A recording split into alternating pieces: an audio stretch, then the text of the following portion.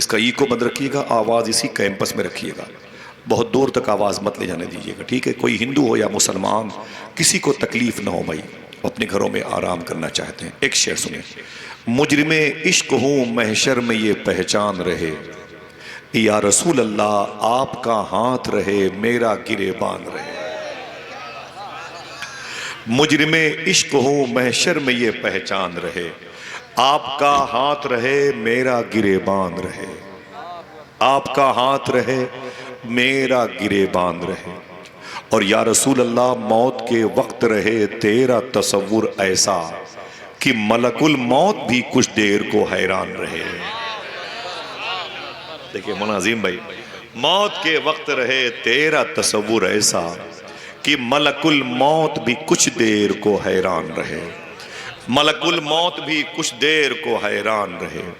مجرم عشق ہوں محشر میں یہ پہچان رہے، یا رسول اللہ آپ کا ہاتھ رہے میرا گریبان رہے۔ آئیے بڑے ادب سے تھوڑی سی بات کرتے ہیں۔ ہمارے بھائی باپ جیسے خالد بھائی کے والد ہیں تو میرے بھی ہوئے ماشاءاللہ، اللہ سب کی محبتوں کو سلامت رکھے، آمین کہہ دیں ماشاءاللہ، سبحان اللہ۔ نا ابھی اور ٹائم نہیں ہے، تھوڑا سا میں بات کرنا چاہتا ہوں، آپ سب کی قدم بوسی۔ قال النبی صلی اللہ تعالی علیہ وسلم النکاح من سنتی فمن رغب عن سنتی فلیس منی۔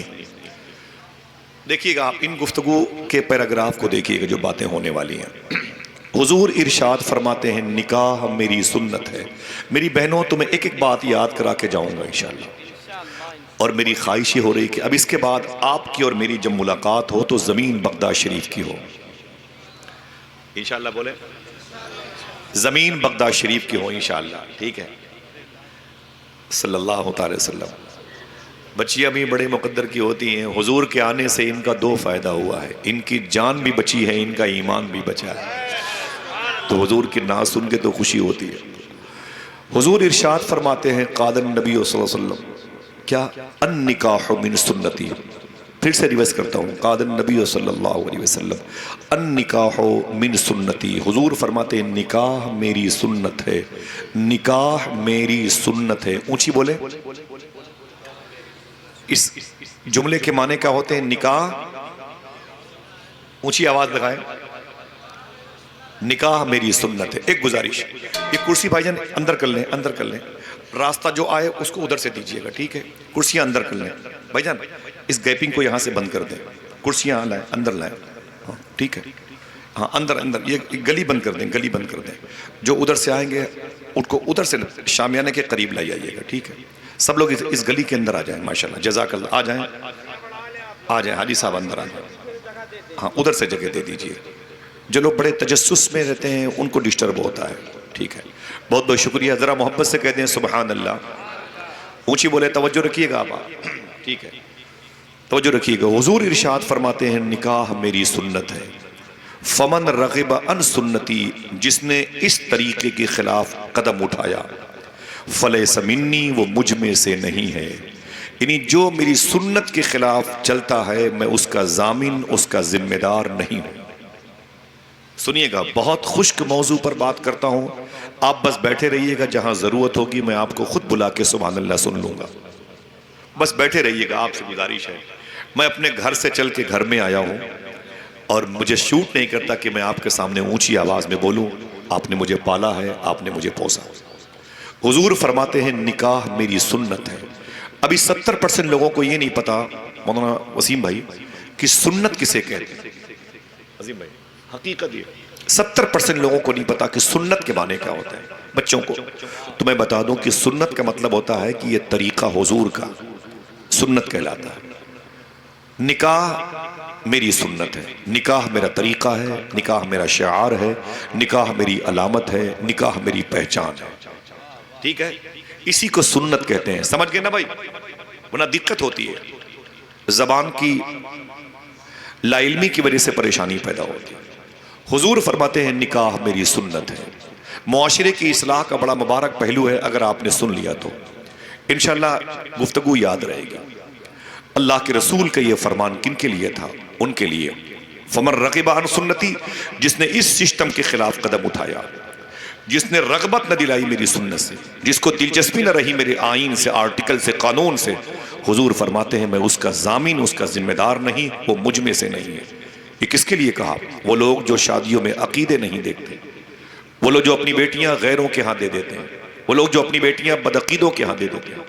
یورپ کی لڑکیاں لڑکیوں کے ساتھ رشتے کرتی ہیں، لڑکے لڑکوں کے ساتھ رشتے کرنا چاہتے ہیں۔ حضور نے الٹیمیٹم دے دیا، فمن رغب عن سنتی فلیس منی، یہ مجھ میں سے نہیں ہے۔ مجھ میں سے کون لوگ ہیں؟ جو میری شریعت کے حساب سے شادیاں کرتے ہیں۔ آسان گفتگو، سارا علم ان بزرگوں کے قدم کے نیچے رکھ، میں ان کے قریب بیٹھنے کے بعد، ٹھیک، آپ سے گفتگو ہو تو آپ کے لہجے میں ہو۔ علامہ مشتاق احمد نظامی یہ قول تھی، سامعین سے گفتگو ہو تو سامعین کے لہجے میں ہو، ٹھیک ہے۔ اب آئیے دیکھیں کہ حضور نے یہ جملہ کہا تو کب کہا، حضور نے یہ بات لانچ کی تو کب کی، حضور نے یہ فرمایا نکاح میری سنت ہے تو حضور کا طریقہ کیا تھا، شادی حضور کی کیسے ہوئی، فرسٹ میرج حضور کی کیسے ہوئی، کون سی لڑکی تھی حضور کی پہلی بیوی بنی جس کو مومنوں کی ماں کہا جاتا ہے، شادی کا بیس کیا تھا، حسن۔ حضور کی جو سب سے پہلے شادی ہوئی تھی اس کا بیس کیا تھا، حسن تھا، پراپرٹی تھی، قبیلے واری تھی کہ سروقت جیسے قبیلے میں افراد تھے، شہرت یافتہ لوگ تھے۔ یہ شادی جو حضور نے کی اپنی، یہ کس بیس پر ہوئی، کس بنیاد پر ہوئی، اور ہماری شادیاں کس بیس پر ہوتی ہیں، حضور کی شادیاں کس بیس پر ہوئیں اور مبارک شہزادیاں شہزادگان پیدا ہوئے، ہماری شادیاں کس بیس پر ہوتی ہیں اور آج ہمارے بچے کیوں آوارہ پیدا ہوتے ہیں۔ ایک بات معاشرے کی اصلاح کے لیے سنیے گا انشاءاللہ، بچے سنیے گا۔ اللہ کے رسول صلی اللہ علیہ وسلم کے سگے پردادا کے ابو کا نام تھا عبد مناف، ان کی شادی مکہ شریف میں ہوئی تھی۔ ان دونوں کے ملنے کے بعد ان کے گھر میں ایک بیٹا پیدا ہوا جس کو حضرت ہاشم کہا جاتا ہے۔ یہ حضور کے سگے پردادا ہے، ہاشم نام اسی لیے حضور کو خاندان ہاشم کا ایک فرد کہا جاتا ہے، حضور کو ہاشمی کہا جاتا ہے۔ حضور کے سگے پردادا کا نام ہاشم تھا۔ جب یہ ہاشم بڑے ہوئے تو ان کی شادی مدینہ شریف میں قبیلے بنو نجار کی اس لڑکی سے ہوئی جس کا نام تھا حضرت سلمہ۔ یہ اسی خاندان کی لڑکی تھی جس خاندان کی لڑکیوں نے حضور کے تیسری مرتبہ مدینہ شریف میں جاتے وقت دف بجا بجا کے حضور کا استقبال کیا تھا، اور ایک روایت کے مطابق یہ نعت پڑھی تھی کلثوم بنت حارث انصاری کی، طلع البدر علینا من ثنیات الوداع وجبت شکر علینا ما دعا للہ داعی۔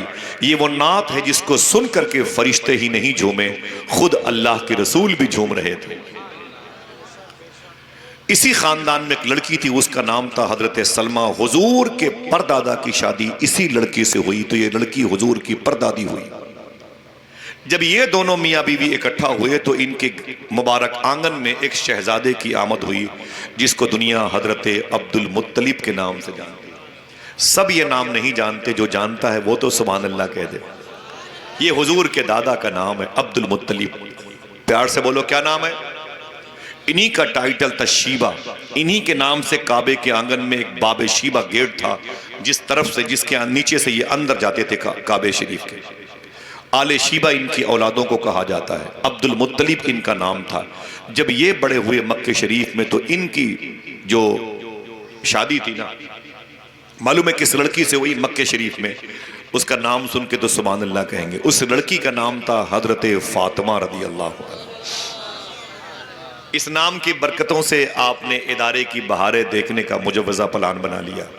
ذرا سوچیں اس نام میں برکت کتنی ہے۔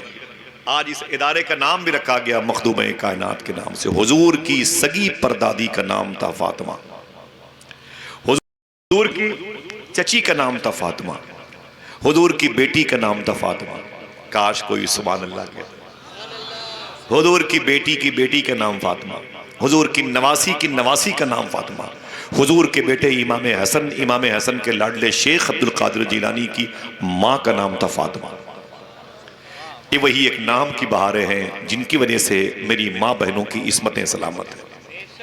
یہی وجہ ہے کہ ان حساس طبیعت کے علماء کرام نے اپنے ادارے کو مخدومہ کائنات کے حوالے کر دیا ہے۔ میں اس حوالے سے پیش کی مبارکباد پیش کرتا ہوں۔ حضور کے دادا جناب عبد المطلب کی شادی مکہ شریف میں ہوئی جس لڑکی سے، اس کا نام تھا فاطمہ۔ دیکھنا کون کون سبحان اللہ کہتا ہے. جب یہ دونوں میاں بیوی اکٹھا ہوئے دو روحوں کا اتصال ہوا.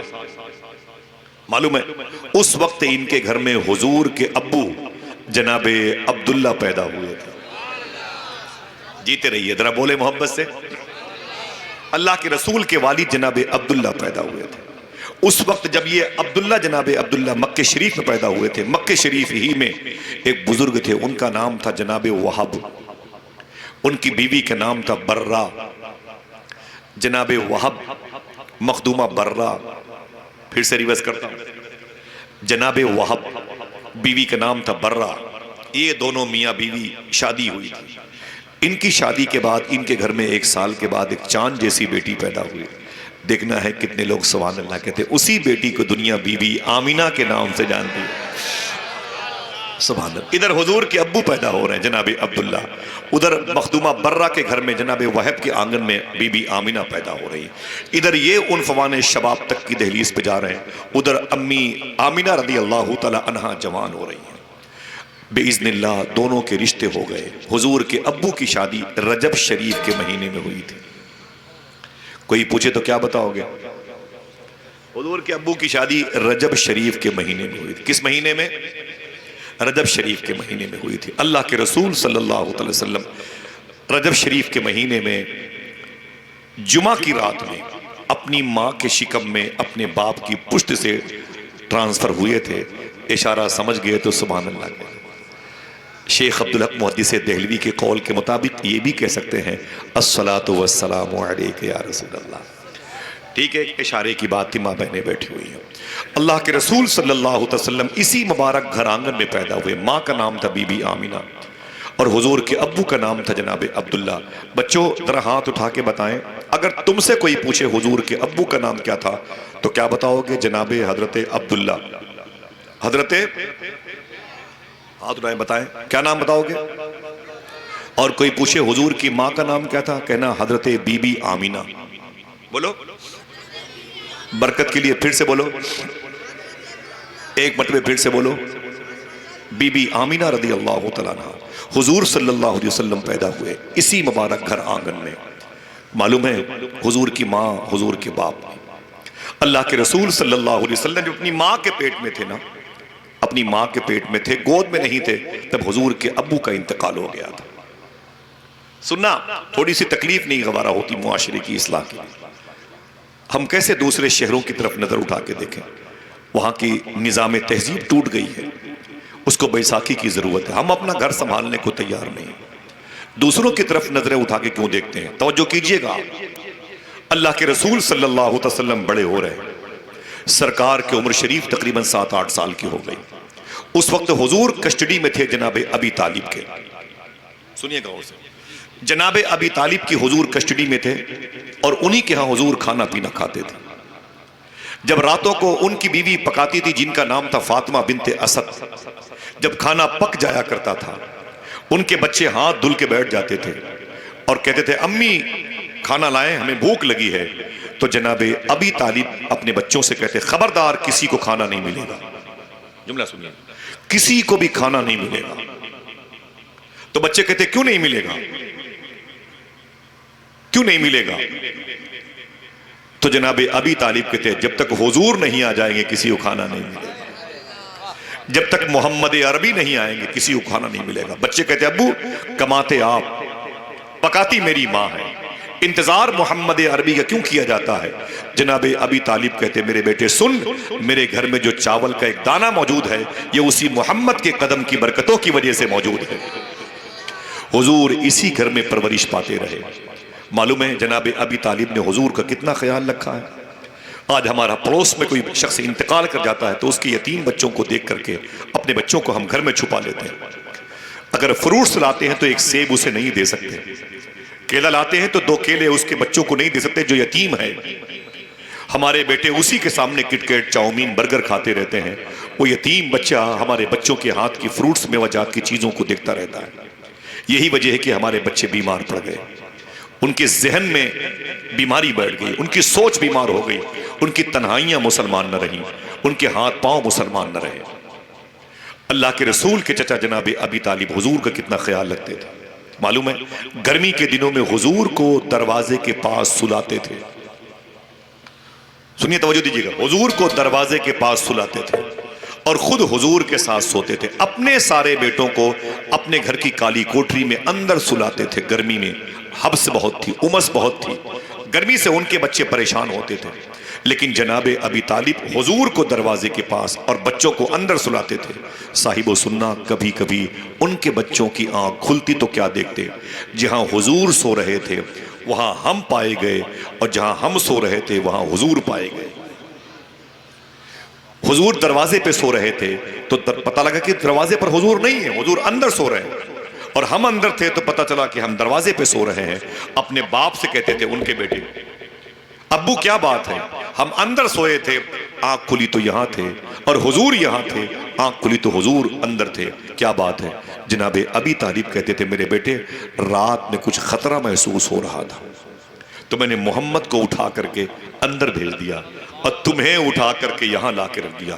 تو ان کے بیٹے کہتے ابو اگر ہماری جان چلی جاتی تو. جناب ابی طالب کہتے سن, تجھ جیسو ہزاری اور تجھ جیسے ہزاروں اولادیں محمد کے نام پہ قربان ہو جائیں. ہاں اللہ اللہ, حضور سے بڑی محبت تھی. اللہ کے رسول صلی اللہ علیہ وسلم پروان چڑھتے رہے, حضور پروان چڑھتے رہے. حضور کی 18-20 سال کی عمروں میں جو واقعات پیش آئے اس کے بیان کرنے کا وقت نہیں ہے. جب آقا کریم صلی اللہ علیہ وسلم اس عمر کو پہنچے, ایک سفر کیا, پہلا سفر مکہ شریف سے باہر نکلے. امی آمینہ کے ساتھ آپ نے 6 سال کی عمر میں سفر کیا تھا مدینہ شریف کا, تقریباً 550 کلومیٹر کا. اس کے بعد ایک لمبا سفر کیا تھا آپ نے جناب ابی طالب کے ساتھ میں, اور وہاں کے راہبوں کی بدتمیزی کی وجہ سے حضور واپس آ گئے تھے. اس کے بعد کبھی حضور نے کوئی سفر نہ کیا. 25 سال عمر حضور کی ہو چکی ہے. ایک تو جوانی کی عمر, دوسری حضور حسینوں کے سردار ہیں, شہنشاہ حسینہ ہیں, سب سے حسین چہرے والا ہے. لفظ حسن کی ڈلیوری جس کی وجہ سے ہوئی ہے. آج وہ نبی 25 سال کا ہو گیا. حضور کا بیک گراؤنڈ بڑا کمزور تھا, مضبوط نہیں تھا. پیسوں میں ظاہری طور پر حضور بڑے کمزور تھے ظاہری طور پر, لیکن یاد رکھ لیں 2 جہاں کی نعمتیں ہیں ان کے خالی ہاتھ میں. عقیدہ یاد رکھ لیں, باپ کعبے کے مجاور تھے, چچا کعبے کے متولی تھے, دادا کعبے کے زوار کی خدمت کرنے والے تھے, اور پردادا نے مہمانان کعبہ کی خدمت کی تھی. لیکن ظاہری طور پر بہت زیادہ دولت حضور کے گھر پہ نہیں تھی. اس وقت مکہ شریف میں, میری بہنوں اب میں تم سے مخاطب ہوں, اس وقت مکہ شریف میں ایک لڑکی تھی, اس کا نام تھا خدیجہ. کاش کوئی اس نام پہ سبحان اللہ کہتا. میرے بتانے سے نہیں, آپ تاریخ پڑھا کریں, سمجھا کریں. یوٹیوب ہے 70-80 ہزار روپے کا موبائل کا, تو کبھی کبھی حضور کی بیویوں کی ہسٹری پڑھ لیا کریں, تھوڑی دیر کے لیے پڑھ لیا کریں, آپ سن لیا کریں, آپ کے لیے سود مند ثابت ہوگا. اس وقت مکہ شریف میں ایک لڑکی تھی, اس کا نام تھا حضرت خدیجہ. کیا نام تھا؟ سب کی آواز نہیں آئی. حضرت خدیجہ اس کا نام تھا. یہ مکے میں سب سے بڑی پیسے والی عورت تھی, سب سے بڑی پیسے والی عورت. ان کے باپ کا نام تھا خویلد. پورے مکے میں 40-40 اونٹوں پر ان کے لگیج کے سامان لدے رہتے تھے. سب سے زیادہ پیسہ پورے مکے میں ان کے پاس, ان کے باپ کے پاس تھا. ان کا نام تھا خدیجہ. ان کی شادی ہو چکی تھی, لیکن شوہر کا کچھ سالوں کے بعد انتقال ہو گیا تھا. باپ نے پریشر ڈالا میری بیٹی دوسری شادی کر لے, تو جناب خدیجہ نے دوسری شادی بھی کر لی. دوسرے شوہر کے نکاح میں گئی تو ایک بیٹا پیدا ہوا, امی خدیجہ کے شکم سے ایک بیٹا پیدا ہوا. اللہ اکبر. کچھ مہینوں سال کے بعد ان کے دوسرے شوہر کا بھی انتقال ہو گیا. خدیجہ دوسری مرتبہ بیوہ ہوئی تھی. میری بہنوں سننا, دوسری مرتبہ خدیجہ بیوہ ہوئی تھی, اور عمر تھی خدیجہ کی 40 سال. کتنی؟ آواز کمزور ہے آپ کی.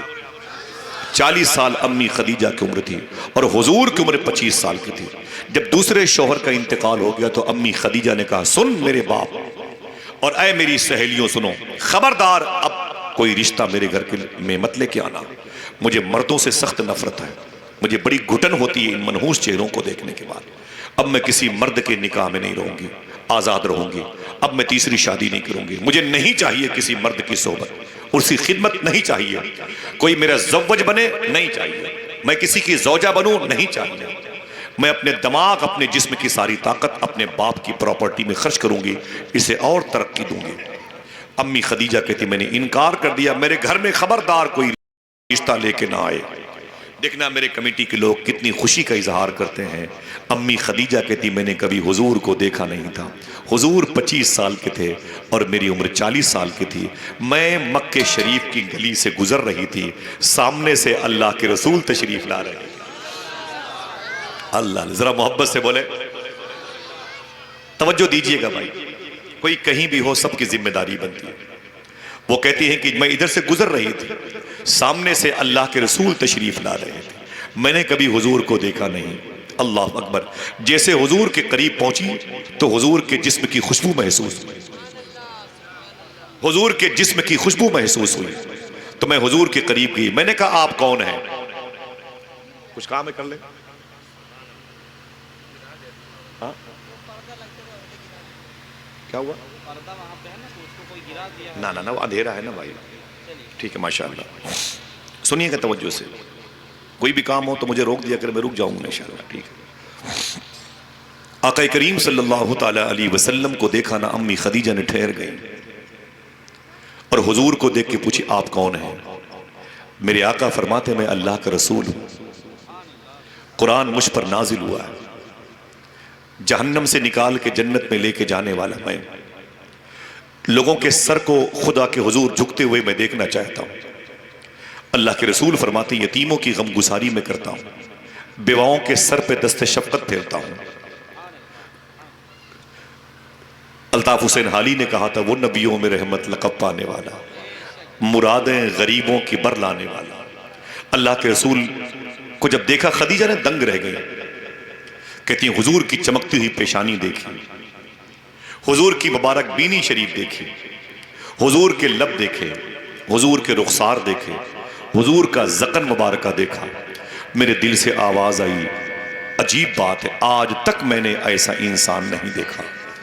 آواز آئی اے خدیجہ دیکھتی بھی کیسے، بنانے والے نے دوسرا محمد بنایا ہی نہیں تھا۔ اللہ کے رسول کی بڑی شان ہے۔ اللہ، میرے امام فاضل بریلوی کے منجھلے بھائی علامہ حسن بریلوی کہتے ہیں ایسا تجھے خالق نے طرح دار بنایا، یوسف کو تیرا طالب دیدار بنایا۔ تعلیم کی کمی ہے اسی لیے مدرسہ کھولا گیا ہے، ورنہ آپ ان مبارک ناموں پر آپ مسکراتے، سمجھ رہے ہیں؟ اس لیے بہت گراف نیچے کرنا پڑتا ہے بات کرتے وقت، بس آپ توجہ دیں، آپ کوئی بات ضائع نہیں ہوگی، ٹھیک ہے؟